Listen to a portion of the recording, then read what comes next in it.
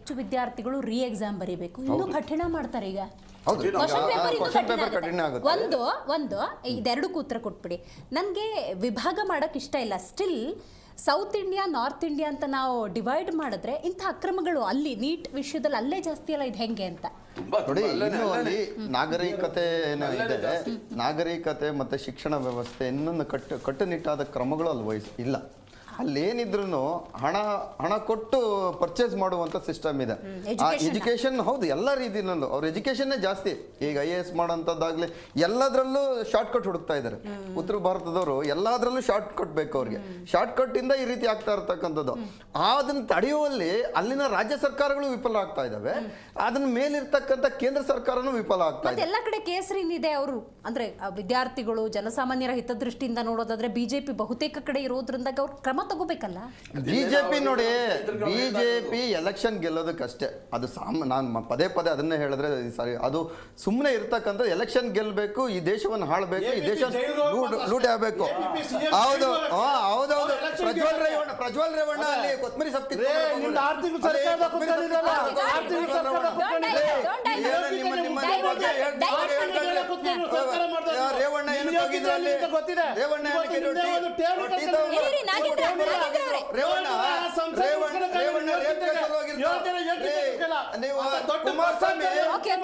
ಕುಮಾರಸ್ವಾಮಿ ಗೋಮಾಳ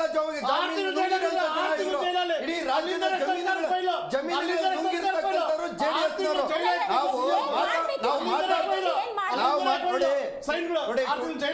ನೋಡಿ, ಇದಕ್ಕೇನ್ ಗೊತ್ತಾ, tutorial mafia ಏನಿದೆ ಅದನ್ನ ಕಡಿವಾಣ ಹಾಕ್ಬೇಕು. ಇನ್ನೊಂದು ಸಿಂಡಿಕೇಟ್ ನಡೀತಾ ಇದಾವೆ, ಇದಕ್ಕೋಸ್ಕರ ಸಿಂಡಿಕೇಟ್ಗಳು ನಡೀತಾ ಇದಾವೆ, ಅದನ್ನ ಕಡಿವಾಣ ಹಾಕ್ಬೇಕು.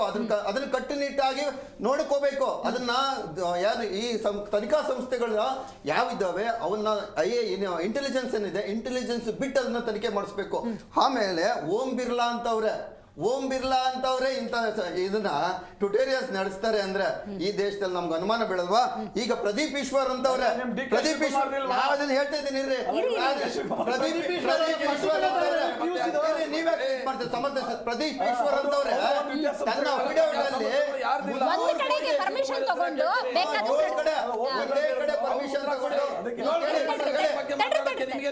ಪ್ರದೀಪ್ ಈಶ್ವರ್ ಅಂತಹ ಕಾಂಗ್ರೆಸ್ ಶಾಸಕ ಒಂದು ಕಡೆ ಪರ್ಮಿಷನ್ ತಗೊಂಡು 7 ಕಡೆ ಟ್ಯುಟೋರಿಯಲ್ ನಡೆಸಿ ವರ್ಷಕ್ಕೆ 300 ಕೋಟಿ ಸಂಪಾದನೆ ಮಾಡ್ತಾರಲ್ಲ, ಇದು ಅನುಮಾನ ಬರುತ್ತೆ. ಇವರು ನೀಟ್ನಲ್ಲಿ ಪ್ರಶ್ನೆ ಪತ್ರಿಕೆಯನ್ನು ಕದ್ದುಬಿಟ್ಟು ಮಕ್ಕಳಿಗೆ ಕೊಡ್ತಾರೇನೋ ಅಂತ ಅನುಮಾನ ಬರುತ್ತೆ. ಓಂ ಬಿರ್ಲಾ ಅವ್ರ ಮೇಲೆ ನಮಗೆ ಅನುಮಾನ ಬರ್ತಾ ಇದೆ. ಅವ್ರ ಮೇಲೆ ತನಿಖೆ ಮಾಡ್ಬೇಕು ಫಸ್ಟ್. ಇಂಥ ದೊಡ್ಡ ನೀಟ್ಗಳ ರಾಜಕೀಯದಲ್ಲಿ ಯಾರು ಇಟ್ಟಿದ್ರಲ್ಲ ಅವರೇ ಫಸ್ಟ್ ಮಾಡಕ್ಕಾಗೋದು, ಬೇರೆಯವ್ರು ಮಾಡೋದಕ್ಕೆ ಕಷ್ಟ ಆಗುತ್ತೆ, ಅಷ್ಟು ಸುಲಭ ಅಲ್ಲ. ಅವ್ರ ಮೇಲೆ ತನಿಖೆಗಳನ್ನ ಆಗ್ಬೇಕು, ತನಿಖೆ ಕಟ್ಟುನಿಟ್ಟು ಆಗ್ಬೇಕು. ಯಾರ್ದು ಒಬ್ಬರು ತಲೆದಂಡ ಆಗ್ಲೇಬೇಕು. ಸಚಿವರದು 3 ಸರಿ ಆಗಿದೆ. ಇದಾಗ್ಲಿ 2014ರಲ್ಲಿ ಅಧಿಕಾರ ವಹಿಸಿಕೊಂಡಿದ್ದಾರೆ. ಇದು 3ನೇ ಬಾರಿ. 22 ಲಕ್ಷ ಜನ ಏನ್ ಮಕ್ಕಳಿದ್ದಾರೆ ಅವರಿಗೆ ಇವತ್ತಿನ ಬರುವ ಹೋಗುವ ಖರ್ಚುಗಳ ವೆಚ್ಚಗಳನ್ನ ಕೇಂದ್ರ ಸರ್ಕಾರವೇ ಭರಿಸಬೇಕು.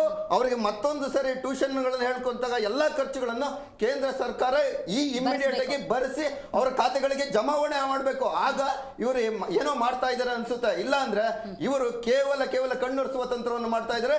ಈ ರಾಜಕೀಯದಲ್ಲಿ ಏನು ಇನ್ವಾಲ್ವ್ ಆಗಿದ್ದಾರೆ ಅವರನ್ನ ರಕ್ಷಣೆ ಮಾಡೋದಕ್ಕೆ ಕೇಂದ್ರ ಸರ್ಕಾರ ಮತ್ತು ಪ್ರಧಾನಮಂತ್ರಿ ಮೋದಿ ಅವರು ಕಟಿಬದ್ಧರಾಗಿದ್ದಾರೆ ಅಂತ ಜನ ಅನುಮಾನ ಪಡೋದು ಆಗುತ್ತೆ. ರೈಟ್, ಲಾಸ್ಟ್ ರಿಯಾಕ್ಷನ್ ಹೆಂಗೆ ಕ್ರಮ?